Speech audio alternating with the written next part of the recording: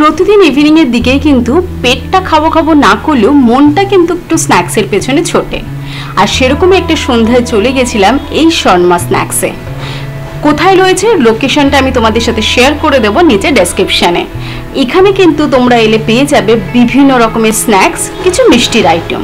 আর এখানের প্রতিটা প্রাইস লিস্টই তোমাদের সাথে শেয়ার করলাম। কেউ যদি দেখার ইন্টারেস্ট থাকে অবশ্যই ভিডিওটি পজ করে দেখে নিও।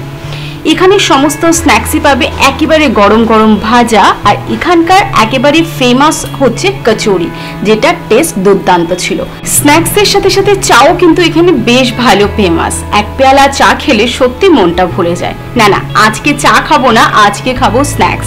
যথারীতি আমি আর হাজবেন্ড চলে গেছিলাম এই শর্মা স্ন্যাক্সে ইভিনিং এর দিকে। তাই 2 প্লেট অর্ডার করেছি। এক প্লেটে যদি কম পড়ে, এক প্লেটে ছিল ভেজ পকোড়া আর পনির পকোড়া, এবং হাজবেন্ডের প্লেটে ছিল ভেজ পকোড়া এবং ব্রেড পকোড়া। তার মানে এই নয় আমার পকোড়াটা খাওয়ার পর আমি সেই পকোড়াটা খাবো না। যথারীতি ফার্স্টে ট্রাই করেছিলাম ভেজ পকোড়াটা, সত্যি দুর্দান্ত টেস্ট ছিল। আর ওপরে একটা সিমই ভাজাটা দেওয়াতে যেন টেস্টটা আরও অসাধারণ লাগছিল। ভেজ পকোড়া শেষ হয়ে যাওয়ার পর এবার চলে গেছি ব্রেড পকোড়াটা টেস্ট করতে, যেটা ছিল হাজবেন্ডের পাতে। যথারীতি দুর্দান্ত ছিল। আর এখানকার চাটনিটা না একটু মিক্স টাইপের ছিল, একটু সুইট, একটু পুদিনা ফ্লেভার, একটু ধনিয়া ফ্লেভার। দুর্দান্ত লাগছিল চাটনিটা এই পকোড়ার সাথে।